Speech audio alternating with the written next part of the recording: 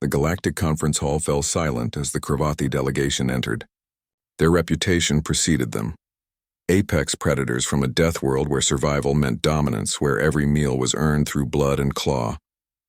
The Cravathi stood over 8 feet tall, their muscular frames covered in sleek midnight black fur that rippled with each movement.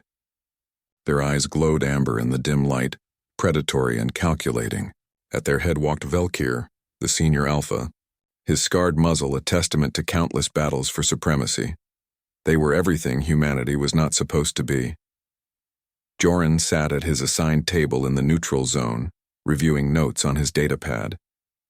The human ambassador had arrived 3 cycles earlier, unremarkable in appearance.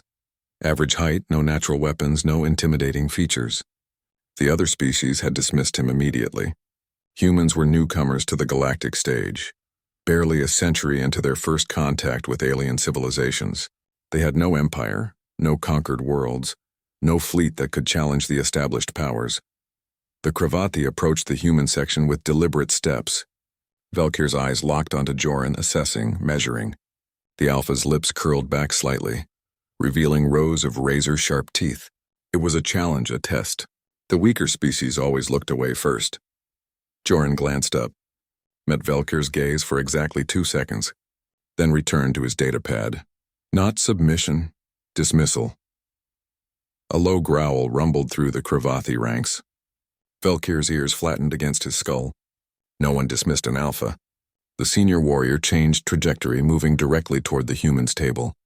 His pack followed, 6 battle-hardened Cravathi who had never known defeat. They surrounded Joran's position, looming over the seated human like shadows of death. "You do not show proper respect, soft-skin," Velkir growled, his translator rendering the words into flat galactic standard. Joran looked up again, his expression neutral. Respect is earned, not demanded through intimidation. The other delegates in the hall went quiet. A Xanthari diplomat 3 tables away made a small gesture that in his species meant, the human is dead. Even the Hizori, who had sponsored humanity's entry into the Galactic Council, looked away uncomfortably. Velkir leaned down, placing both massive paws on Joran's table. The metal groaned under the weight. "Perhaps you need a lesson in survival, human. On my world, weakness is culled before the first snow." "On mine," Joran replied calmly. "We learned that the strongest predator isn't always the one with the biggest teeth." Before Velkir could respond, a commotion erupted near the entrance. A Cravathi female burst into the hall, her fur disheveled, her eyes wild with panic. Behind her, 3 small forms tumbled through the doorway. Cubs barely old enough to walk steadily, their oversized paws scrambling for purchase on the smooth floor. "The nursery." The female cried out in her native tongue. The containment field failed. The cubs, freed from their enclosure, were doing what all young predators do, exploring with reckless abandon. They scattered across the conference hall, their high-pitched yips and growls echoing off the walls. Delegates scrambled away from the young Cravathi, knowing that even cubs possessed claws sharp enough to shred flesh. One cub, smaller than the others, found itself separated from its siblings. Its eyes, still blue with youth, went wide with fear. It looked around frantically, saw the massive shapes of adult Cravathi, and did what terrified children across the galaxy do. It ran toward the nearest refuge, Joran's table.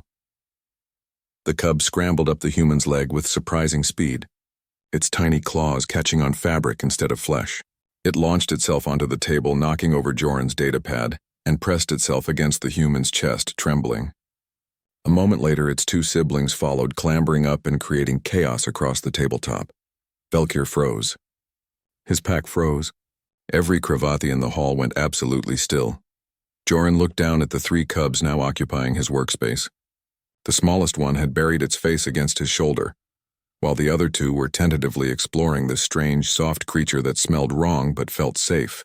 Without thinking, operating on instincts millions of years old, Joran did what humans had done since they first domesticated wolves in the African savanna. He adjusted his posture to support the cub's weight. His hand came up gently to stroke the trembling one's back. "Hey, it's okay," he murmured. "You're safe." The cubs calmed almost immediately. Their trembling stopped. The smallest one made a small chirping sound and nuzzled closer. Velkir's eyes widened. Around the hall, every Cravathi alpha, every warrior, every hunter lowered their stares. It was an involuntary response hardwired into their predatory brains. The cubs had chosen.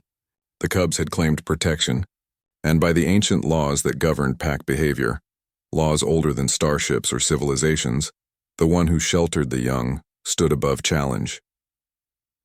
The senior alpha slowly straightened, pulling his paws from Jorin's table. His ears, which had been flat with aggression, rotated forward into a position of respect. "I did not know," Velkir said, his voice quieter now. "The human scent. It confuses our young. They think we're safe," Jorin finished, still cradling the cubs. He looked up at Velkir, and this time the alpha saw something he hadn't noticed before. The human's eyes were positioned forward like a predator's. His movements, though gentle now, carried the efficiency of a hunter, and that strange, soft skin-concealed muscles that had evolved not for raw power, but for endurance, the ability to chase prey until it collapsed from exhaustion. Humans were predators. They had simply learned to hide it behind smiles and diplomacy. The female Cravathi approached cautiously, whimpering apologies. Jorin carefully transferred the cubs to her, watching as she gathered them close. The smallest one looked back at him, chirping once more before being carried away. Velkir remained at the table. He sat down, a position of equality, not dominance. "On your world," he said slowly. "What did you hunt before you built cities and ships?" "Everything," Jorin replied simply. "We hunted until nothing could run far enough or fast enough to escape. And then we took the wolves who hunted beside us and we made them into friends." The alpha was quiet for a long moment. Then he made a gesture that his species reserved for equals. "The council should know. Humanity does not need to bare teeth to be feared. You convinced our cubs they were safe in a room full of their own kind. That is a power more dangerous than any weapon." Jorin picked up his datapad, checking for damage. "We call it empathy, Velkir. And yes, it absolutely is." When the session resumed, humanity's proposal passed unanimously. No one challenged the human delegate again. The softskins, it turned out, were the most terrifying predators of all.